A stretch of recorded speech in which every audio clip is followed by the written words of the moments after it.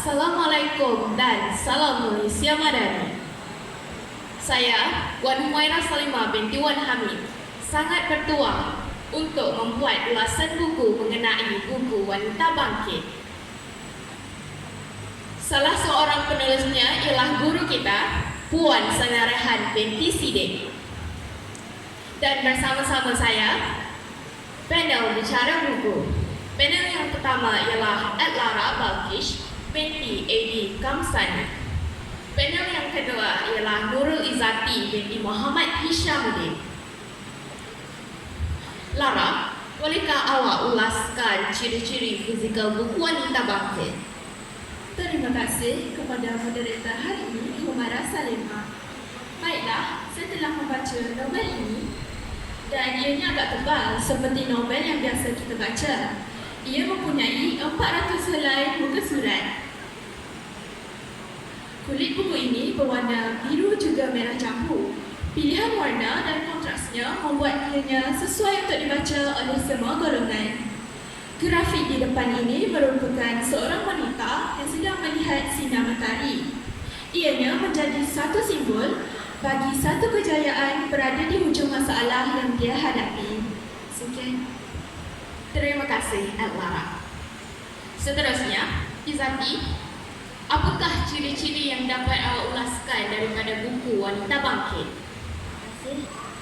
Hari ini, Humairah Salimah. Buku ini diterbitkan pada tahun 2022. Buku ini merupakan kerjasama Akademi Penulis Akademi Banda Nur dan Institut Sosial Malaysia (ISM).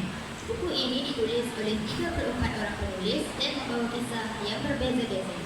Yang lebih membanggakan, buku ini dirasmikan oleh YB Datuk Seri Rina binti Muhammad Harun yang merupakan Menteri Pembangunan Wanita, Keluarga dan Masyarakat. Terima kasih, Nurul Izzati. Seterusnya, saya akan meneruskan slot bicara buku dengan mengulas sebuah cerita. Cerita ini bertajuk Rindu yang Tak Terlerai, karya Ismail Hussain.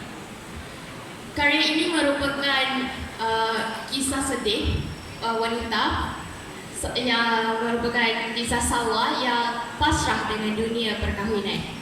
Pada perkahwinan pertama Salwa merupakan isteri kedua, namun hari tidak cerah sehingga ke petang. Selepas kematian suami Salwa dihalau oleh isteri pertama dan anak tirinya. Seterusnya, Salwa terpaksa berteduh kasih bersama bekas kasihnya Ahmad. Selepas 3 bulan bayi hasil perkahwinan bersama Ahmad melarikan bayi mereka tanpa kabar berita kepada Salwa. Salwa hampir gila dan tidak tahu ke mana. Namun, atas dugaan dan rintangan, Salwa bangkit menjadi seorang wanita berjaya. Akhirnya, Salwa berjaya mendapatkan RM40,000 sebulan sebagai pendapatan tetap. Pengajarannya di sini, perkahwinan ialah tanggungjawab. Tanpa tanggungjawab, perkahwinan akan menjurus kepada kehancuran. Seterusnya, saya mempersilakan panel pertama, Adlara, untuk mengulaskan cerita yang dibaca. Kisah yang bakal saya ulaskan ialah Cahaya dari Luka, karya salah satu guru daripada sekolah kita, iaitu Cikgu Sanarihan Sidik. Ianya diiringi dengan watak seorang remaja 12 tahun bernama Esha. Kehidupannya seringkali dianggap beruntung oleh rakan-rakannya. Malahan, ramai yang cemburu akan hubungannya bersama ayahnya.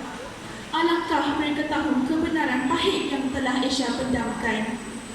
Seorang insan yang bergelar ayah itu telah melakukan perkara keji terhadapnya.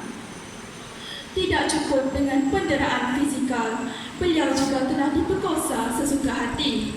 Suatu hari, keputusan positif yang telah diberi doktor itu telah memberikan impak buruk yang sangat hebat kepada mereka.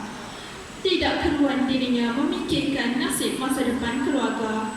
Demi itu, beliau memutuskan untuk bangkit kembali. meminta pertolongan daripada Allah Subhanahu Wa Taala agar memberi kekuatan untuk menempuhi semua ini. Berkat kesungguhan Asia, Ariana anakku, nama perniagaannya itu telah bercambah di seluruh negara. Impiannya untuk melihat kanak-kanak menutupi aurat itu telah dicapai. Kesengsaraan dan kepedihan yang telah dihadapi Asia itu tidak menjadi alasan baginya untuk jatuh. Benarlah, derita itu bukan selamanya. Dengan menghayati kisah ini, kita dapat mengambil iktibar dengan menjadi optimis melangkah masa depan. Sekian, itu sahaja daripada saya. Terima kasih, Lara. Dipersilakan Nurul Izzati untuk mengulas cerita yang dibaca. Saya memilih kisah Salin Ikat karya Bunda Nur untuk diulas pada hari ini. Cerita ini mengenai seorang wanita bernama Atikah yang bangkit kembali setelah diceraikan oleh lelaki yang bernama Hamdan yang tidak tahu membedakan antara kaca dan permata. Kisahnya begini. Pada awalnya, rumah tangga mereka bahagia dan dikurniakan 2 orang cahaya mata. Tetapi pada anak yang ketiga, mereka diuji dengan peristiwa Hamdan yang ingin menceraikan Atikah dan mengawini Aiza, iaitu adik iparnya sendiri. Atikah berasa kesal dan kecewa kerana Hamdan sanggup memperlakukannya sebegitu rupa sewaktu dia masih berpantang dan memerlukan bantuan semangat dari suami. Kak Zah yang merupakan doktor kepada Atikah berasa simpati dengan nasib yang menimpa Atikah. Kak Zah lah yang membantu Atikah menghantarnya pulang dan melawatnya di rumah.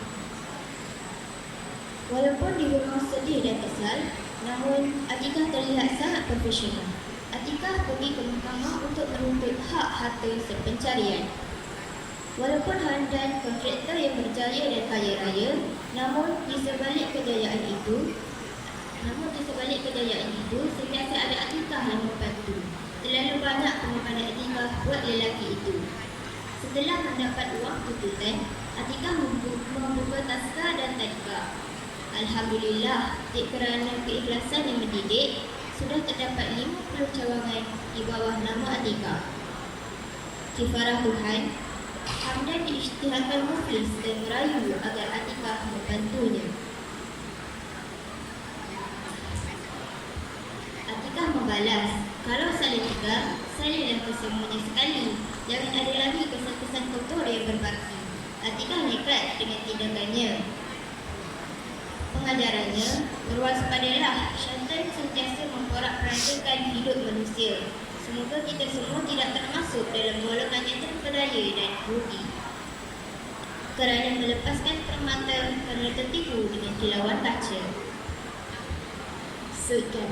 Terima kasih kepada Izzati. Tamatlah sudah slot bercara buku bersama kami. Semoga kita dapat bertemu lagi di lain masa. Sekian, terima kasih.